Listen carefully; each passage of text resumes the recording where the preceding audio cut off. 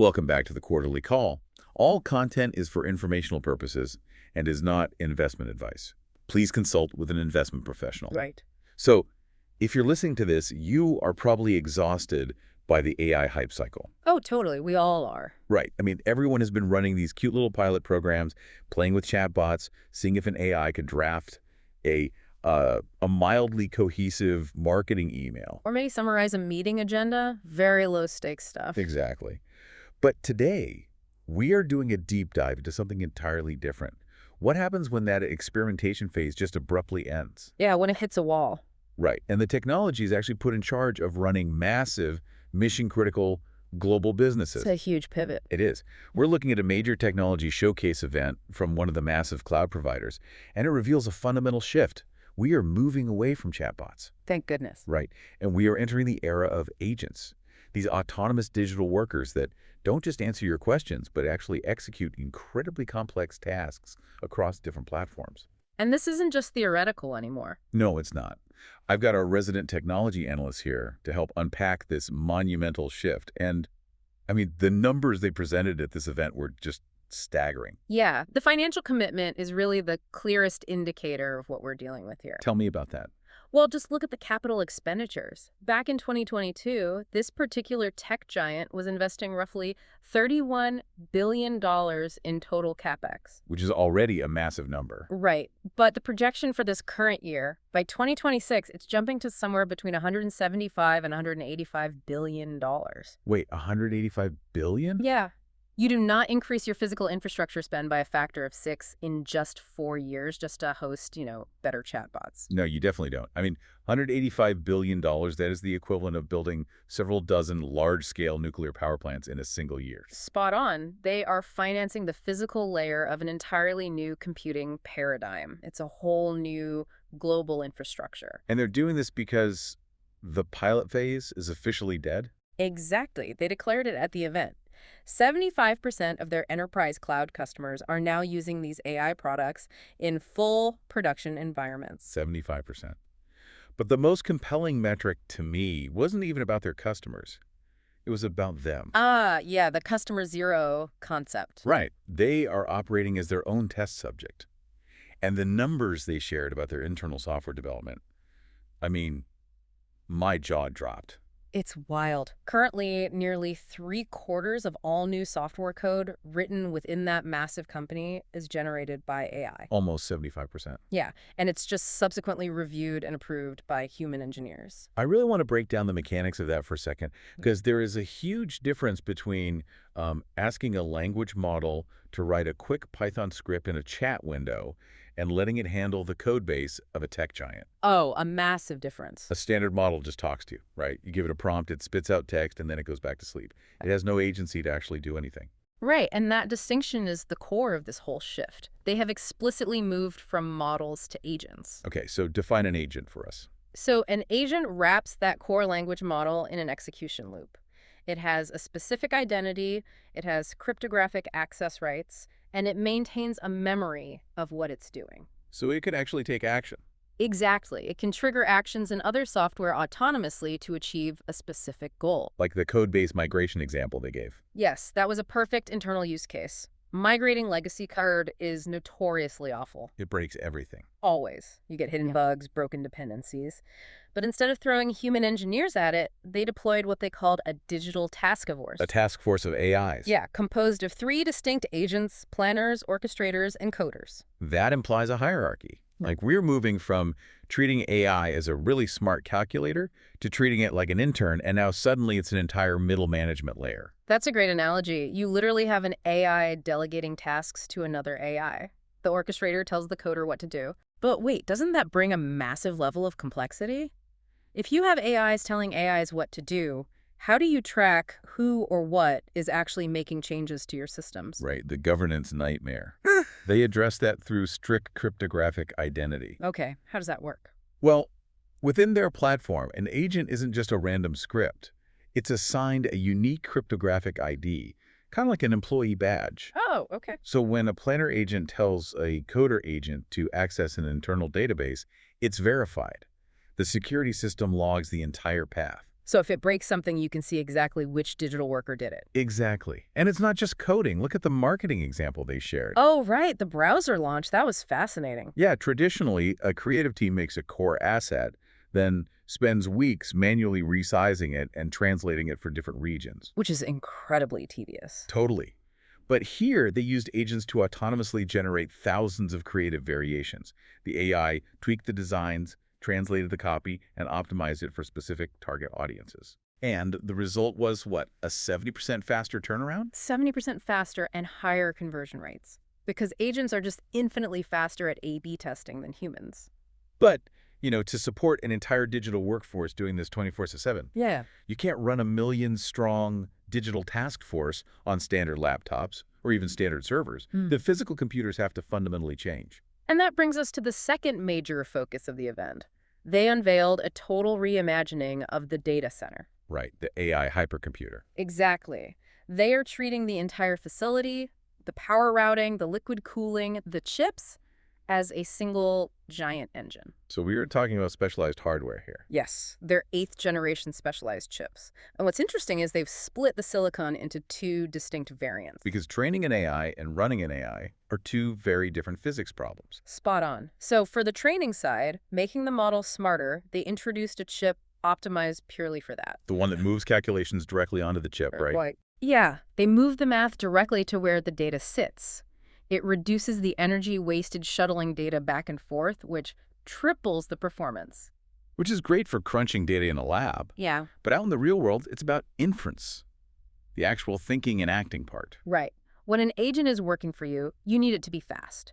And the enemy of speed in inference is the memory wall. The memory wall. Break that down for us. Sure. Basically, the processor is super fast, but it spends most of its time sitting idle, waiting for the massive amount of context data to arrive from the main memory banks. Ah, so it's a bottleneck. Exactly. So to break the memory wall, they built a separate chip variant purely for inference. They increased the cache and put the memory directly on the silicon itself. Which is incredibly expensive to manufacture. It is, but companies are realizing the future isn't just about making models smarter, it's about making them fast enough to interact in real time without any annoying delay. Right, like that Citadel Securities example they mentioned. Oh yeah, processing nanosecond financial trades. Exactly. Citadel is testing hundreds of novel quantitative research ideas simultaneously using these models, and they're running workloads multiple times faster while actually cutting costs. Because the inference latency is so low now? But it's not just one chip. They announced a new networking system that connects over 130,000 of these chips together. The optical switching network, yes. If the network connects 130,000 chips, are we basically turning a massive warehouse into a single giant brain? I mean, functionally, yes. Any chip can talk to any other chip instantly. The sheer physics of this is mind-blowing. They mentioned the storage bandwidth is equivalent to holding the Library of Congress 100 times over. It's a massive unified brain. But here is the crucial pivot. Okay. A brain that works at the speed of light is completely useless if it has amnesia. Oh, that's a good point. It needs memories. It needs data.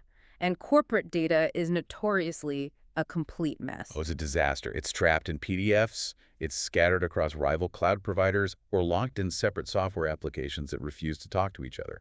Exactly. And that's why they introduced the Agentic Data Cloud. Which is essentially the fuel for this giant brain. Right. And the core of this is the new knowledge catalog.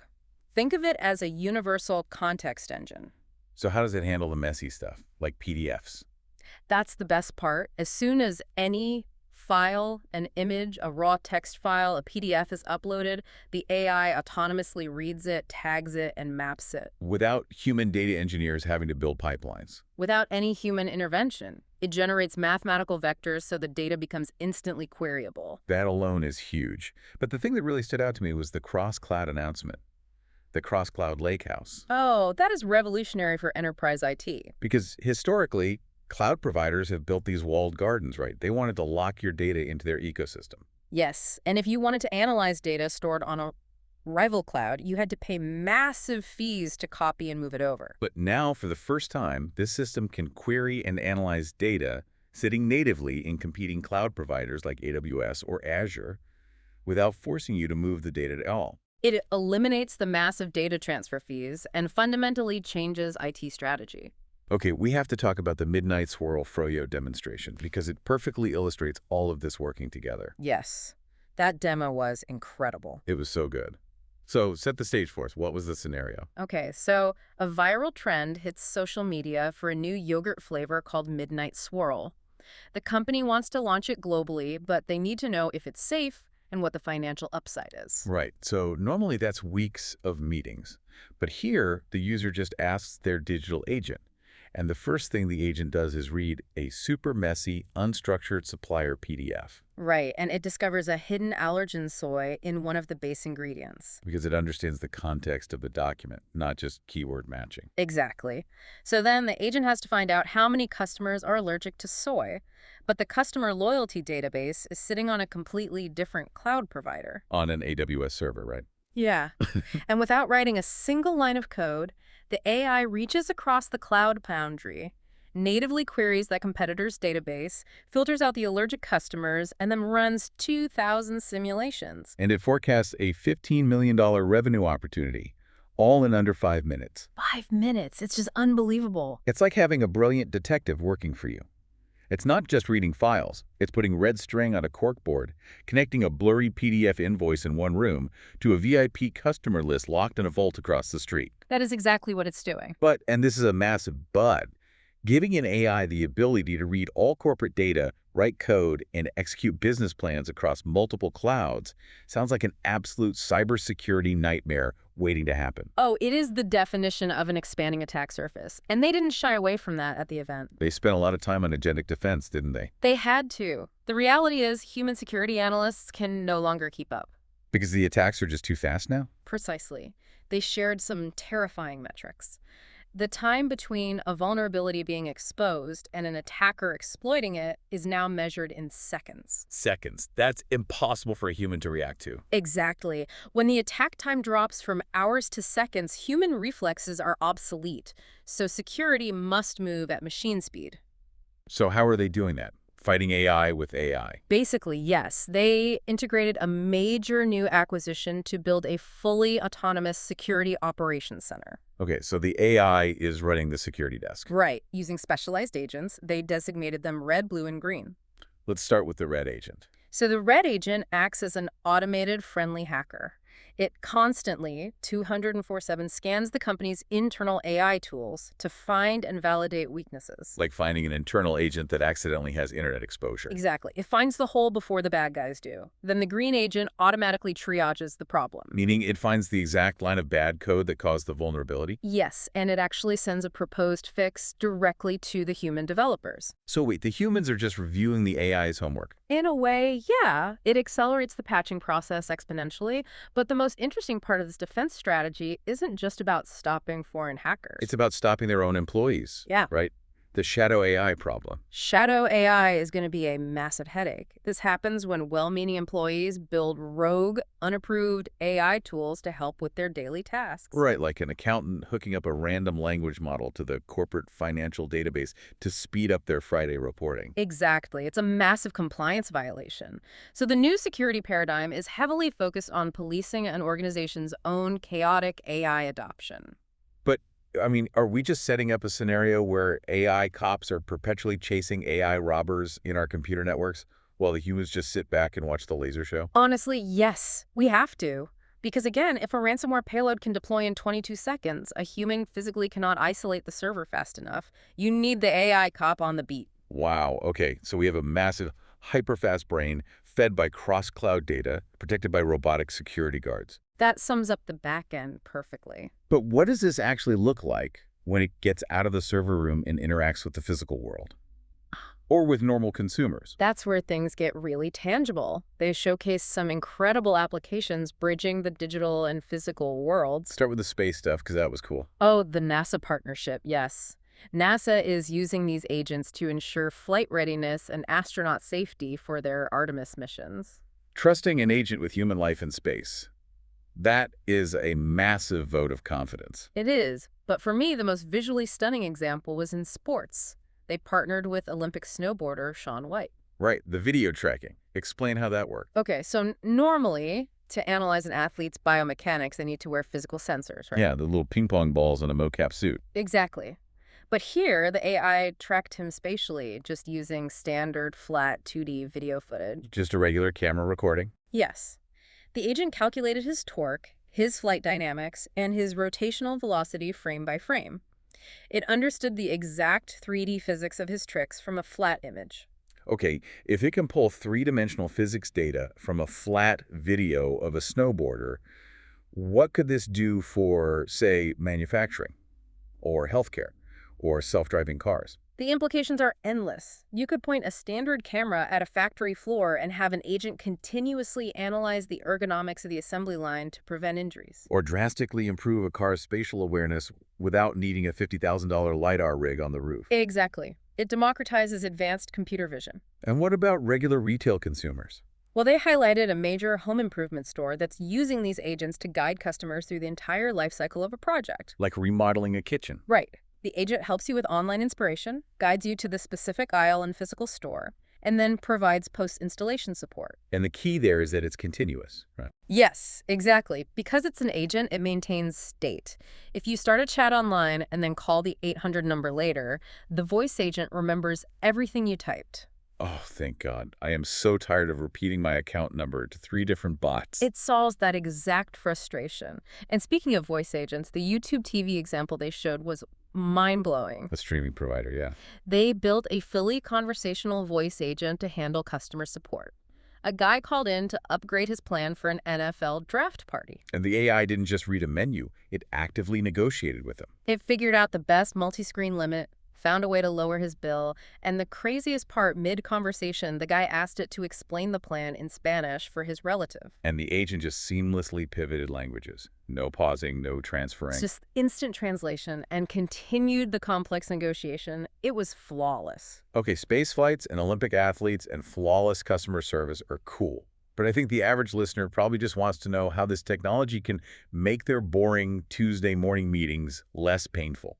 Well, they saved the most relatable update for last.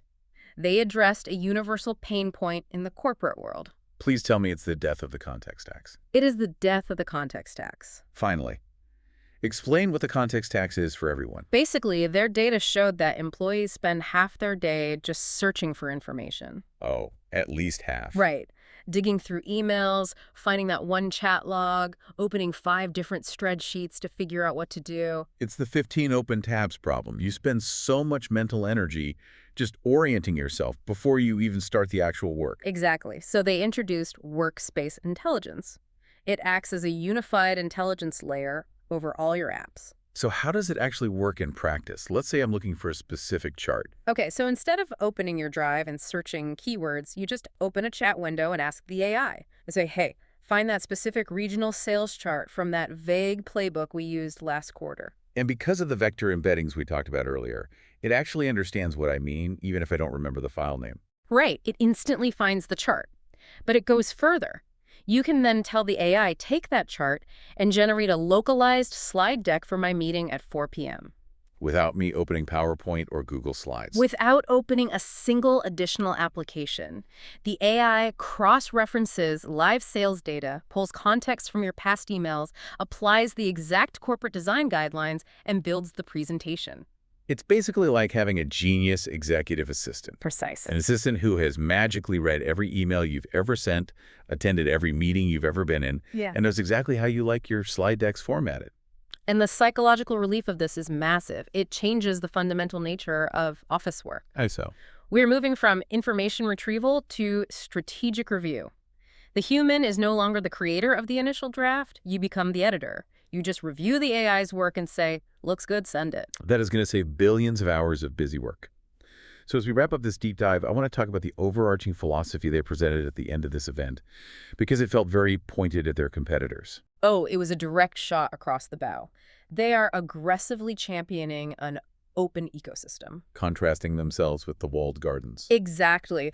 Unlike competitors who try to lock you in, forcing you to use their data formats, their proprietary models, their specific chips, this provider is saying, bring whatever you want. So a company can mix and match. Right. You can use their hypercomputer infrastructure, but plug in an open source model and keep your data in a competitor's cloud using Apache Iceberg. They are allowing companies to retain ownership of their own destiny. Which is a very smart pitch to enterprise CIOs who are terrified of vendor lock-in. Extremely smart. Sitting here and digesting all of this, I want to leave you with a question to ponder. We've talked about digital agents managing our multi-cloud data.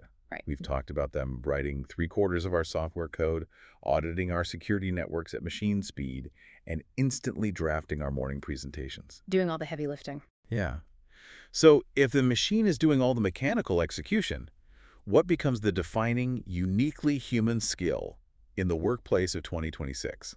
That's the million-dollar question. It really is. Because it's no longer about knowing how to do the work. It's not about knowing which Excel formula to use or how to format a slide. The premium is shifting entirely to knowing exactly what to ask the machine to do. The value is in the strategic intent, not the mechanical execution. Absolutely. The humans who can direct the agents best will win. Well, we will certainly be watching to see how this all plays out in production. Thank you so much for tuning in to the Quarterly Call. For more episodes, please remember to rate and follow our show. Until next time, stay curious and stay informed.